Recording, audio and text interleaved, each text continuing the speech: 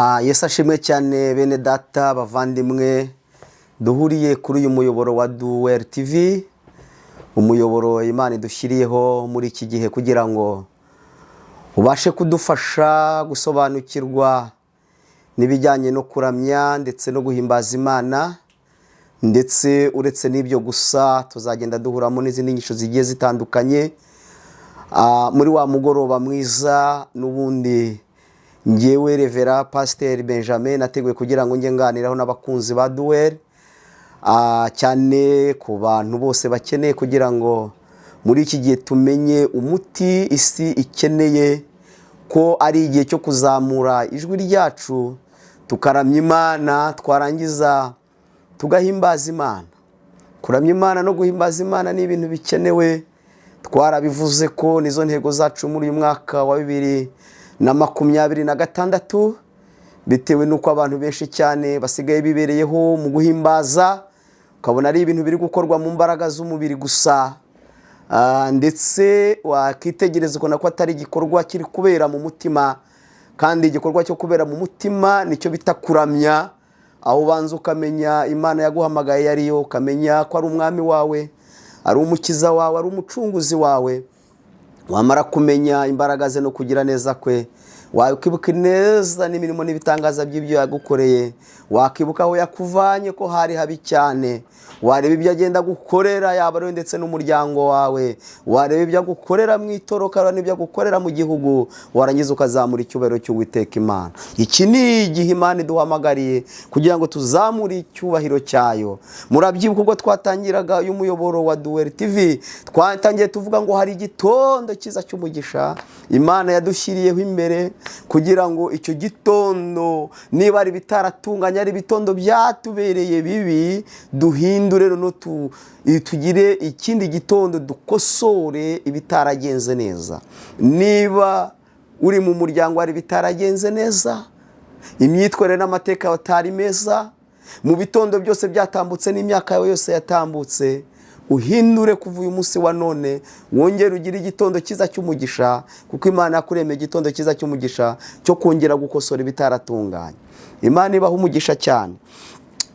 Reka n'ubundi mbere ya byose tubanze dusenga Imana. Nitumara gusenga Imana dusoma ijambo ry'Imana riri muri Zaburi 95 n'umurongo wa 6, ndetse n'ingoma za kabiri ibice 20 n'umurongo wa 21 kugeza 22, ndetse n'ibyakozwe n'intumwa ibice 16 n'umurongo wa 25 kugeza 26. Mu gihe mukiri gushaka ibyo byanditswe, reka noneho n'ubundi dusenga Imana. Nyagasani Imana, turi imbere yawe, turagushimiye muri uyu mugoroba mwiza w'umugisha, kandi umunsi wongeye kuduha kugira ngo tuwishimiremo, tunezererwemo. Uyu ni umwanya mwiza wo kugira ngo muri uyu mwaka waduhaye ugizwe n'iminsi 366, bivuga ngo ni ibitondo 366. Abakunzi bawe Mwami bazamura ijwi ryabo mu kukuramya, kuko ukeneye ko muri iki gihe bakuramya, barangiza kukuramya bamaze kujyana ubusabane nawe, bakajya babona kuguhimbaza, bakavuga gukomera kwawe. Urakoze Uwiteka kujya kubana natwe mu buryo bw'iri jambo, kandi ukarisobanura abantu bawe. Tubisabe twizeye mu izina rya Yesu, amen. Murakoze cyane. Reka dusome ijambo ry'Imana cyane twihuse. Zaburi ya 95 umurongo wa 6, ni ijambo ryanditswe na Grand Frère Dawidi. Yaravuze ngo nimuze tumuramye twunamye, dupfukamire Uwiteka umuremyi wacu karindwi, kuko ari we Mana yacu, natwe turi abantu b'icyanya cye, turi intama zo mu kuboko kwe. Uyu munsi icyampa mukumva ijwi rye, amen.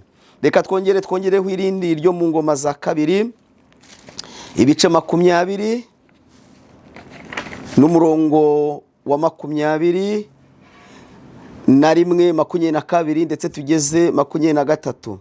Haranditse ngo nuko amaze kujya inama n'abantu, ashyiraho abo kuririmbira Uwiteka, bagahimbaza ubwiza bwo gukiranuka kwe, barangaje imbere y'ingabo bavuga bati nimuhimbaze Uwiteka kuko imbabazi ze zihoraho iteka ryose. 22 batangiye kuririmba no guhimbaza Uwiteka, ashyiraho abo gucira igico Abamori n'Abamowabu n'abo ku musozi Seyiri bari batuye i Buyuda baraneshwa. 23 kuko Abamoni n'Abamowabu bahagurukijwe no gutera abaturage bo ku misozi Seyiri ngo babice babarimbure rwose. Nuko bamaze gutsemba ab'i Seyiri bahera ko barahindukirana bararimbagurana. Amen. Dusome n'ubundi byakozwe n'intumwa ibice 16 n'umurongo wa 25 kugeza 26 kugira ngo twumve ibyo turimo nuko twazajya tubikora. 16 n'umurongo wa 25 haranditse ngo, ariko mu gicuku Pawulo na Sila barasenga baririmbira Imana, izindi mbohe zirabumva. Uwo mwanya habaho igishyitsi cyinshi, imfatiro z'inzu ziranyeganyega, inzugi zose ziherako zirakinguka, iminyururu ya bose iradohoka. Amen. Imana nishimwe cyane. Uyu munsi wa none ndabahamagarira kugira ngo tuzamure ijwi ryacu ryo guhimbaza Imana, ryo kuramya Imana no guhimbaza Imana. Tuzamure ijwi ryacu kuko hari kuzamuka iryo guhimbaza gusa rikorewe n'imbaraga z'umubiri, ndetse bamwe bakishimishamwo ariko batabanje igikorwa cyo kuramya Imana. Ndagira ngo mbabwire mwe muri guhimbaza Imana, nimwongere mubibaze muvuge muti, ese ibintu turimo duhimbaza Imana twabanje kuramya Imana koko biri mu mutima cyangwa turimo turatera warasa? Ariko tumaze kumvira ijambo ry'Imana, twumvise ijambo ryavuzwe na Grand Frère Dawidi, aho yabwiye abantu ngo nibicare babanze bibuke kuba ubwabo ari umurimo w'amaboko y'Uwiteka. Kubaho kwabo, kubaho kwacu twaremwe n'Imana. Imana idushyiraho, irangije yemera ko tubaho, kandi Imana ishaka ko tugira ibyo duhindura. Ariko ibyo tuzabihindura gute? Hari uburyo bizakorwamo kugira ngo tubishobore. Nuko tugomba kugirana ubusabane n'iyadushyizeho, iyaduhanze ikemera ko tubaho. Tugomba kugirana nayo ubusabane, tukavugana nayo, tukaganira nayo, tukamenya kugendana nayo, tukamenya gukorana nayo, twamara kubana nayo, ibindi byose biba automatique, ibindi byose birikora. Iri jambo ry'Imana tumaze kumva, Dawidi arangije avuga ngo abantu nibatekereze bibuke ko twaremwe n'Imana, niturangiza iyo Mana tuyikurure, tuyumve, twumve ko itwegere, twumve ko itari kure yacu, tumenye ibyo ikunda, tumenye ibyo ishaka, tumenye ibyo yanga tubyange. Niturangiza dupfukame, tuyunamire, tuyiramye, tuzamure ijwi ryacu rizamuke. Haleluya, rizamuke, rizamuke. Hamwe n'iri jambo ry'Imana tumaze kumva, reka ndishyire mu ngingo 3. Ingingo ya mbere turayisanga muri Zaburi nyine ya 95 umurongo wa 6, aho Dawidi yavuze ngo nimuse tumuramye, twunamye, dupfukamire Uwiteka umuremyi wacu. Iyo ndahangaha hari abantu bati mwaje mukaramya Imana, mwaje mukegera Imana, ukajya ubona imeze nko gukurura, ukajya ubona umuntu ntabishaka, ukajya ubona umuntu ntabyumva, akibwira ko arunda bikorera. Oya, buryo ubikorera umuremyi wawe. Amina. Kandi uwo ngo azakugororera kuko ari we Mana yacu. Natwe turi abantu bicyanya cye, turi intama zo mu kuboko kwe.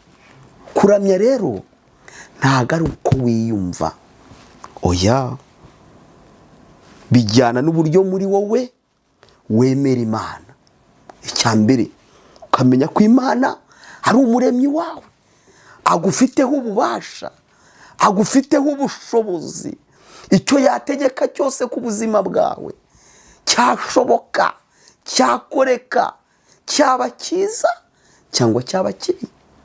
Birashoboka mu gihe cyose utamenye ko ari umuremyi wawe, utamenye ko ari umukiza wawe, utamenye ko ari umwami wawe, ushobora kwibeshya ukabikora umusuzugura, ukabikora umubangikanya, ukabikora nabi, ugata igihe cyawe. Ndabyibuka hari rimwe nigeze nasoma ijambo aho Imana igeze ibona abantu ngo barimo bahimbaza Imana, bari kuyihimbaza ko bari kubikora. Irangije iravuga ngo, ndateza ko ni muri zava ngo nkuraho indirimbo zawe z'urudaca. Tekereza umwami wawe. Ariko ubundi uku kubahuka Imana no gutinyuka Imana kwaje mu bantu, kwaje ryari? Kwatangiye ryari? Ko nzi ko iyo abantu bagiye guhura na igitifu, abantu bajya guhura na gavana, abantu bajya guhura na perezida, bagenda bibombaritse, bakagenda bitwararitse, bakagenda ubona yuko batari buvuga amagambo yose bishakiye, ukabona ko bagiye bafite ikinyabupfura na disipurine. Ubundi ibi bintu byo gusuzugura Imana ukajya ukabona abantu bazamutse uruhimbi, badatinya, badafite isoni, badafite n'ubwoba, bazi ko bagiye kubwira umwami wabo, bagatangira bakabyina bakitera. Ibi bintu mubona byaravuye. Ese koko iyo ubikora urahirwa? Niba ubikora wabanje kuramya Imana. Ziriya mbaraga ukoresha ukaba uzikoresha, biri kuva mu mutima, biri kuva mu busabano, biva mu ijuru, ukaba uzi ko bikoreshwa n'Umwuka Wera. Ijambo ryaba ngo iryo twize bwa mbere muri episode ya mbere, haravugaga ngo Yesu yabwiye umusamariya, aramubwira ngo igihe kirageze kandi kirasohoye ko abasenga Data cyangwa abahimbaza Imana cyangwa abaramya Imana, abo bose babikora bavuga ko bari mu Mana, ngo babikore bari mu kuri, bari no mu mwuka, kuko abayisenga bagomba kuba bari mu kuri no mu mwuka, kuko mwene abo nibo Data ashaka ko bamusenga. Rero niba abantu badatinya ba gavana, ntibatinye ba gitifara bose navugaga, kubera icyo abantu badatinya Imana? Cyabikoze namwe muze gutanga, muze kwandika hasi, mutubwire icyateye abantu. Ubundi abantu batewe n'iki? Ese mwebwe mubona igisubizo cyaba ikihe? Ariko Dawidi mu ngingo ya mbere iri muri Zaburi avuga ngo nimuze tumwunamire, tumucire bugufi. Kira abantu batangiraga kuramya, ukabona bararize, ukabona barafashijwe, ukabona bimeze neza. N'ubu harimo ababikora, n'ubu baranabapfira gushira. Ariko yewe ndabona basigaye ari inyewe, ariko abandi bose ndabona barakebereje. Sigaho. Imana iguha umugisha. Ingingo ya kabiri, kuramya Imana bituma Imana iza mu bibazo byawe. Oh haleluya! Kuramya Imana bituma Imana iza mu bibazo byawe. Reka mvuge ku munyacyubahiro umwe wabaye witwa Yehoshafati. Naramukunze umwami Yehoshafati. Ntiyitaye ku gaciro kamenye ko Abamowabu n'Abamori bamuhagurukiye, bagurutse n'ingabo nyinshi, zije kubarimbura, zije kubica, zije ku mafarashi. Yababa we, umwami Yehoshafati arabyitegereza, arebye abajenerali, arebye abakoroneri, arebye abamajoro, arebye abakapitene, arabitegereza, abona bose bajugumiye. Bagira ubwoba. Umwami nawe abyitegereje, abona birakaze. Arangije abwira ingabo ze, arazibwira, tumve reka mbabwire, za kompanyi imizikari zirimwo muri mwebwe abazi kuririmba, bazi kuzamura amajwi meza, mwegere hano. Abubaha Imana muze mwegere hafi aha. Uru rugamba ntabwo twarushobora, uko yabyibwiraga. Ntigeze abaca intege, ahubwo yarababwiye ngo nimuze twegere Imana, tunihire Imana, tuyibutse ko ariyo yaturemye, turi abantu bayo, turi intama zayo. Tuyibwire ko dusumbirijwe, tuyibwire ko turi ibiremwa byayo, tuyibwire tuyinihire. Ndetse niba ari ufite icyapfa na mugenzi we, icyo agikureho. Niba hari intege nke zihari, zikurweho, maze yiheraho ubwe wenyine, yubaka igicaniro cyo kuramya Imana nk'umwami. Generali acana igicaniro cyo kuramya Imana nka generali. Umucuruzi acana asana igicaniro nk'umucuruzi mwenyemari ufite inganda, yewe yubaka icyo gicaniro cyo kuramya Imana no kwegera Imana. Bose baba bati tugiye guhomba, bashati tugiye guhomba. Abajenerali bati aya manyota birarangiye. Abaturage bati ntabwo no guhinga bigiye guhagara, begera Imana. Aborozi begera Imana, begereye Imana, Imana nayo irabegera. Haleluya! Imana ishimwe cyane. Begereye Imana nayo irabegera. Imaze kubegera, oh haleluya, icyampa muri uyu mwaka tukaramya Imana, tukegera Imana. Imana irangije iza mu bibazo byabo, iza mu rugamba rwabo. Hezekiya ntiyagiye guhagurukana amafarashi, ntiyagiye gufata imiheto n'imyambi. Ab'iki gihugu bafata ibifaro, bagafata burende, bagafata drone za kamikazi, bagafata n'ibindi. We rero yafashe ibyo barwanishaga muri icyo gihe, ahubwo bafashe ivi barishyira hasi, barapfukama, bunamira Imana yabo. Irangije iza mu byabo, irabarwanirira, kuko bamenye ko ari umwami wabo, ari umuremyi wabo. Irangije irabarwanirira. Imana ishimwe cyane. Yarwaniriye Yehoshafati nabo bari bari kumwe, ikaza mu byabo, ikamukizanya n'abanyagihugu, ikamukizanya n'ingabo ze, kugera igihe bari bahagurukiye bose ariho bacikamo igikuba bagasubiranamwo, bakajyanwa n'abasayiri bose bagize bagasubiranamo, bakicana bakarangira. Noneho abari bari kumwe na Yehoshafati bazamuka bagasanga ni imirambo. Urwo rugamba ntabwo bigeze barurwana. Urwo rugamba rwarwanywe n'Uwiteka. Icyama muri mwaka 2026 uru rugamba uri muri kurwana, uru rugamba ndimo ndi kurwana, uru rugamba itorero riri kurwana, uru rugamba ibihugu biri kurwana, uru rugamba mu miryango turi kurwana, abagabo bari kurwana, abagore bakarwana. Icyama tukaruharira Uwiteka. Oh haleluya! Kandi ruzatworohera. Icyambere ni ukwibuka Imana. Tujya ku ngingo ya gatatu. Ingingo ya gatatu, kuramya neza.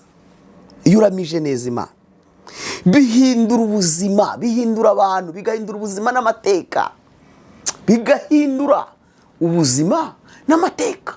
Iyo uramya Imana, iyo wegera Imana, iyo ugira igihe cyo kubana n'Imana, ugashaka ibihe n'Imana. Apana bamwe babishaka ariko bageze ngo mu rusengero, babishaka ngo ariko bababwiye ko ibikomeye byaje. Igihe cyose muri bafite icyo gicaniro.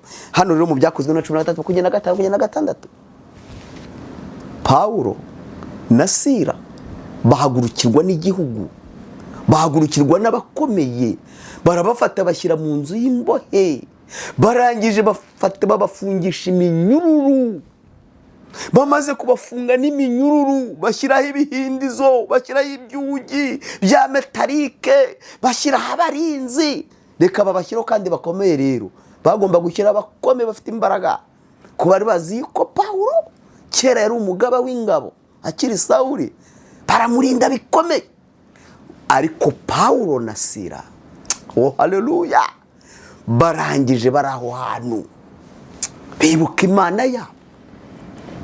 Ntago hari intumwa, cyakora zari ziri ahantu ziri gusenga. Ntihariho abakristo ba mbere bari mu cyumba bari gusenga, ariko nabo barangije barapfukama barasenga, baramya Imana, baramya Imana, baramisha Imana.